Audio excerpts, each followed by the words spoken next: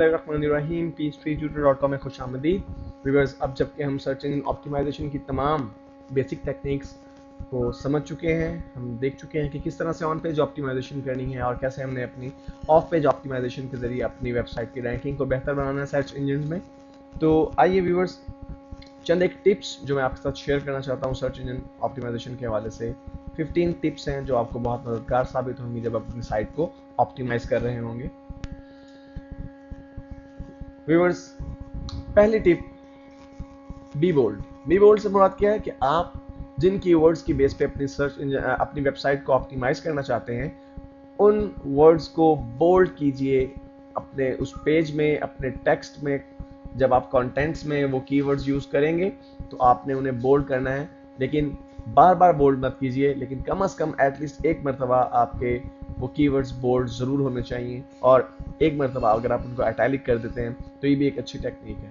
Tip number 2, gate deep links. जब आप back linking की बात करते हैं तो अगर आपकी वेबसाइट का एक लिंक किसी वेबसाइट के होम पेज पे मौजूद है तो उसे गूगल वो इंपॉर्टेंस नहीं देगा, सर्च इंजन उसे वो इंपॉर्टेंस नहीं देगा जो कि उस वक्त देता अगर वही लिंक, वही बैक लिंक उसी वेबसाइट के किसी इंटरनल पेज में मौजूद होता। तो कोशिश कीजिए कि अगर आप बैक लिंक जब हासिल करें तो डीप पेजेस से बैक लिंक जो है वो हासिल करें। Tip number 3, optimise each page individually. जी हाँ व्यूअर्स, बाज लोग ये गलती करते हैं कि चंद एक कीवर्ड्स की बेस पे पूरी साइट को ऑप्टिमाइज करने की कोशिश करते हैं। ऐसा नहीं है।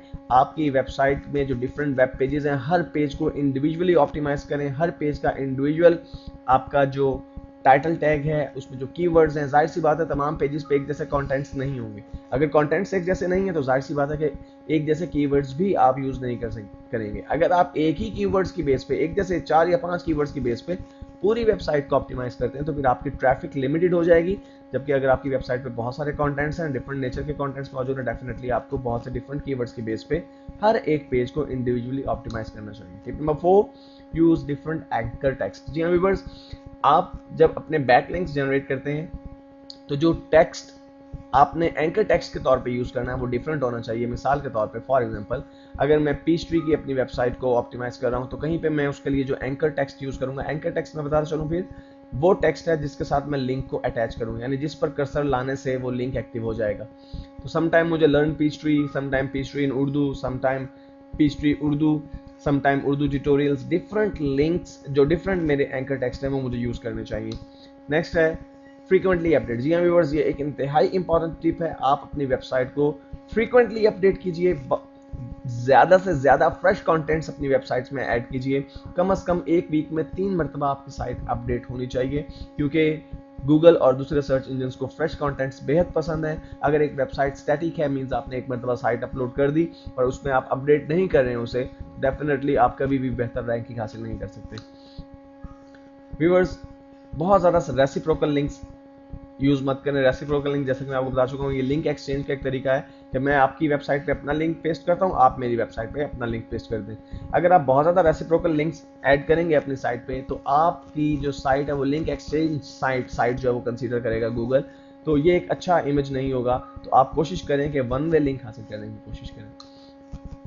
बहुत ज़्यादा इमेजेस मत डालें अपने जो पेज के अंदर, क्योंकि गूगल समेत कोई भी सर्च इंजन आपके जो इमेजेस हैं उन्हें रीड आउट नहीं कर सकता। सर्च इंजन, खासतौर पे गूगल, आपके टेक्स्ट को रीड करता है। तो आप ज़्यादा कोशिश करें कि टेक्स्ट ज़्यादा हो, वीडियोस या आपके इमेजेस जो हैं वो गूगल के लिए रीडेबल नहीं होते। व्यूअर्स, आप अपनी वेबसाइट का जो पेज ओपनिंग टाइम है वो मिनिमम रखें। जल्द से जल्द आपकी साइट ओपन होनी चाहिए। मिसाल के तौर पे बहुत से लोग ये समझते हैं कि शायद अगर हम अपनी वेब पेज में टाइटल के तौर पे बहुत ही अच्छा सा फ्लैश की एक एनिमेशन डालेंगे और एक मूवी बनाएंगे फ्लैश की, वो भी चलनी चाहिए और गिफ एनिमेशंस होनी चाहिए, बहुत सारी, बहुत ज़्यादा फ्लैशिंग साइट होनी चाहिए हमारी। तो अगर ऐसा होगा तो डेफिनेटली आपकी साइट को ओपन होने में बहुत टाइम लगेगा।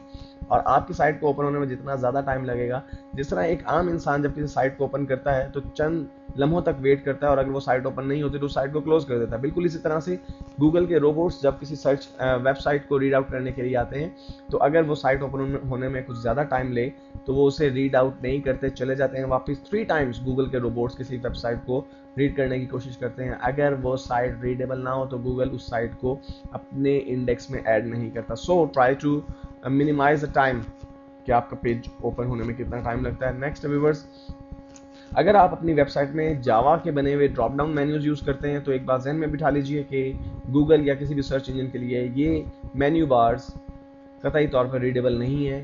गूगल आपके इन मेन्यू बार्स को रीड नहीं कर सकता। अगर आपके मेन्यू बार को रीड नहीं करेगा तो प्रॉब्लम ये होगी कि आपकी अगर वेबसाइट में 100 पेजेस हैं और आपके बाकी तमाम के तमाम पेजेस उस ड्रॉप डाउन मेन्यू बार के जरिए एक्सेसिबल हैं, तो आपके वो तमाम पेजेस इंडेक्स नहीं हो पाएंगे गूगल के सर्च इंजन में, और सिर्फ आपका मेन पेज इंडेक्स हो पाएगा, जो कि बहुत ही क्रिटिकल चीज़ है। तो आप अगर drop down menu bar use करते भी हैं तो अपने तमाम पेजेस के लिए अल्टरनेट वे में टेक्स्ट लिंक भी ज़रूर आप इस्तेमाल करें व्यूअर्स। टिप नंबर 10 है कि अगर आपकी साइट कुछ ऐसी है जिसको आप फ्रीक्वेंटली अपडेट नहीं कर सकते, मिसाल के तौर पर मैंने एक वेबसाइट बनाई है जिसपे मैं अपने ट्यूटोरियल्स बना के अपलोड करता हूँ, तो उस सूरत में जाहिर सी बात है कि इन ट्यूटोरियल्स को बनाने में मुझे कुछ टाइम लगता है, मे बी 15 दिन, मे बी 20 दिन तक मेरी साइट जो है वो अपडेट नहीं हो पाएगी। इस सूरत में व्यूअर्स आप जो है एक ब्लॉग को इस्तेमाल कर सकते हैं। अपनी साइट में एक ब्लॉग ऐड कर लें और उस ब्लॉग में 2 या 3 पोस्ट एक वीक में एटलीस्ट जो है वो आप डालते रहें, ताकि आपकी साइट भी अपडेट होती रहे और आपकी जो ज़रूरत है वेबसाइट की कि वो बहुत फ्रिक्वेंटली अपडेट नहीं कर सकते आप ओरिजिनल कंटेंट्स की बेस पे, तो आपकी साइट ब्लॉग की बेस पे अपडेट होती रहेगी।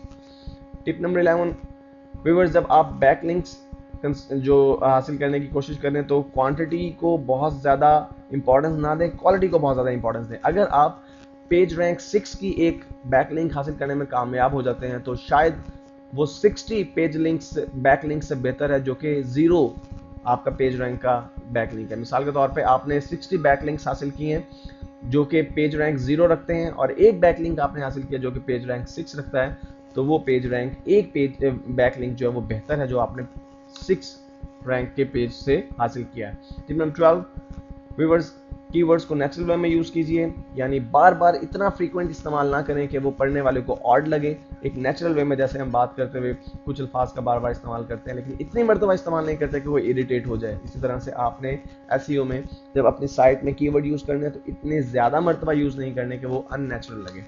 Tip number 13, make your site navigation easy. जी हाँ व्यूअर्स, अपने जो नेविगेशन है साइट की वो आसान रखिए, एक्सेसिबल रखिए, जिसको आसानी से यूजर्स भी और सर्च इंजन भी उसको नेविगेट कर सकें। मेन्यूज़ कोशिश करें कि टेक्स्ट में हो। ड्रॉप डाउन मेन्यूज़ दिखने में तो बहुत अच्छे लगते हैं लेकिन सर्च इंजन के लिए ये अच्छी चीज़ नहीं है। टिप नंबर 14, अगर आप .edu की किसी वेबसाइट से बैकलिंक हासिल करने में कामयाब हो जाते हैं तो ये आपकी साइट के लिए बहुत ही अच्छी चीज़ है। उसकी वजह ये कि गूगल .edu यानी एजुकेशनल साइट्स के बैकलिंक को बहुत इंपॉर्टेंस देता है। तो इस सूरत में आप कुछ ऐसी साइट्स को सर्च कर सकते हैं जो कि स्पॉन्सरशिप की मुतलाशी हों और आप कुछ पैसे दे के, जाहिर सी बात है कि .edu की जो साइट्स हैं वो आपको फ्री ऑफ कॉस्ट बैकलिंक्स नहीं देंगी, आप कुछ रकम दे के, कुछ पैसे दे के बैकलिंक हासिल कर सकते हैं। और व्यूअर्स, लास्ट टिप है हमारी कि आप जब इमेजेस यूज़ करें तो उन इमेजेस के साथ ऑल्टरनेट टेक्स्ट भी यूज़ करें और कैप्शंस भी यूज़ करें, क्योंकि जैसे मैंने पहले कहा कि इमेजेस तो रीडेबल नहीं होते हैं लेकिन उन कैप्शंस और ऑल्टरनेट टेक्स्ट को सर्च इंजन्स रीड कर सकते हैं।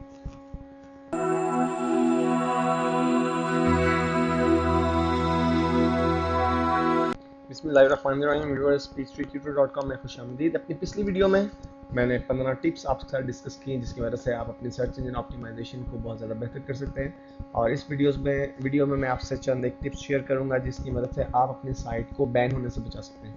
जी हाँ व्यूअर्स, अगर आपने अपनी साइट को गूगल पे कामयाबी से इंडेक्स करवा लिया है, इसका मतलब ये नहीं कि आपकी साइट फॉर एवर यूँ ही चलती रहेगी, आपकी साइट बैन भी हो सकती है। तो चंद एक टिप्स हैं जिनकी मदद से आप अपनी साइट को बैन होने से बचा सकते हैं। आइए देखते हैं वो टिप्स क्या हैं। व्यूअर्स, इस ज़िम्मन में पहली टिप है कि आप जब भी अपनी साइट के लिए डोमेन और होस्टिंग प्लान खरीदें तो किसी ऐसी वेबसाइट से खरीदें, किसी ऐसी जगह से खरीदें जहां से आपको अप टाइम मैक्सिमम मिले। अगर आप शेयर्ड होस्टिंग परचेज कर रहे हैं तो उस सूरत में कोशिश करें कि आपका जो सर्वर है उस पर मिनिमम अप टाइम 99.5% होना चाहिए। अगर आपका सर्वर का अप टाइम 99.5% से कम है तो बहुत ज़्यादा चांस है कि आपकी साइट को गूगल बैन कर देगा। हो सकता है कि बहुत से लोग इस चीज़ से नावाकिफ़ हों कि अप टाइम से क्या मुराद है। व्यूअर्स, वेब सर्वर्स भी आपके और हमारे कंप्यूटर्स की तरह कंप्यूटर्स ही हैं, फ़र्क सिर्फ ये है कि वो बहुत ही हाई कॉन्फ़िगर्ड कंप्यूटर्स हैं और वो हर वक्त इंटरनेट से कनेक्ट रहते हैं और हर वक्त वो ऑन भी रहते हैं। व्यूअर्स, ये कंप्यूटर्स अमूमन ऑन ही रहते हैं लेकिन सम टाइम इन्हें मेंटेनेंस के लिए या किसी और वजह से थोड़े से वक्फे के लिए बंद भी करना पड़ता है। तो जब एक कंप्यूटर कुछ वक्त के लिए बंद होता है, उस वक्त तक आपकी साइट अगर उसी कंप्यूटर पे होस्ट है, तो जाहिर सी बात आपकी साइट भी उस वक्त तक अवेलेबल नहीं होगी। तो आपकी साइट मैक्सिमम जो है वो एटलीस्ट 99.5% जो है वो अप रहनी चाहिए, मींस ऑन रहनी चाहिए। तो इसके लिए आपको एक अच्छा होस्टिंग प्लान परचेज करना चाहिए। टिप नंबर 2 है व्यूअर्स आपका कि आप अपनी साइट जब बनाएं तो उस पर कंटेंट्स जो है वो यूनिक होने चाहिए और डुप्लीकेट कंटेंट्स नहीं होने चाहिए। बाद लोग ये गलती करते हैं कि बहुत सी वेबसाइट से इकट्ठे करके कंटेंट्स को अपनी वेबसाइट्स में एंटर कर देते हैं। गूगल इस चीज़ को बहुत जल्द डिटेक्ट कर लेता है और आपकी साइट को बैन कर देगा। अगर आपने एडसेंस का अकाउंट लिया है, वो एडसेंस का अकाउंट भी ब्लॉक हो जाएगा और आपकी साइट गूगल के इंडेक्स से आउट हो जाएगी। मींस साइट तो आपकी ऑन रहेगी, चलती रहेगी, लेकिन गूगल या दूसरे सर्च इंजन उस साइट को अपने सर्च रिजल्ट्स में शो नहीं करेंगे। व्यूअर्स, तीसरी टिप है कि आप हिडन टेक्स्ट यूज़ मत करें अपनी वेबसाइट में। बहुत से लोग ये चालाकी कंसीडर करते हैं कि अपने कीवर्ड्स को बहुत मर्तबा लिख देते हैं लेकिन उसको हाइड कर देते हैं। हाइड करने से क्या मुराद है व्यूअर्स, ये इस वक्त आपको स्क्रीन पर जो स्क्रीन नजर आ रही है, व्हाइट कलर की स्क्रीन है, अगर इस पर व्हाइट कलर से ही टेक्स्ट लिखा होगा तो डेफिनेटली आप उसे रीड नहीं कर सकेंगे। लेकिन सर्च इंजन या रोबोट्स या क्रॉलर्स जब किसी पेज को रीड आउट करते हैं तो वो उसके कलर से हट के कोई भी कलर हो, चाहे वो उसके बैकग्राउंड से मैच कर रहा हो, उसे रीड कर लेते हैं। तो बाज़ लोग ये चालाकी करने की कोशिश करते हैं कि जो बैकग्राउंड कलर है उससे मैच करता हुआ एग्जैक्ट जो है वो कलर के कीवर्ड्स जगह जगह इंसर्ट कर देते हैं, जो देखने वालों को, यूजर्स को तो पढ़ने में नजर नहीं आते लेकिन सर्च इंजन उसको रीड कर लेते हैं और इस तरह से वो अपने कीवर्ड्स की डेंसिटी को बढ़ाने की कोशिश करते हैं। लेकिन ये कोई अच्छी टेक्निक नहीं है। डेफिनेटली जल्द या बदेर गूगल इस चीज़ को डिटेक्ट कर लेता है और आपकी साइट बैन हो सकती है। और व्यूअर्स, लास्ट टिप है कि अगर आप कुछ सेकंड हैंड डोमेन परचेस कर रहे हैं, मींस किसी शख्स ने पहले से डोमेन ली हुई थी और आप उससे डोमेन ले रहे हैं, तो ये पहले चेक कर लीजिए कि कहीं ये डोमेन ऑलरेडी सर्च इंजन ने बैन तो नहीं की हुई। अगर ऐसा है तो आप अपनी एक नई डोमेन परचेज कीजिए।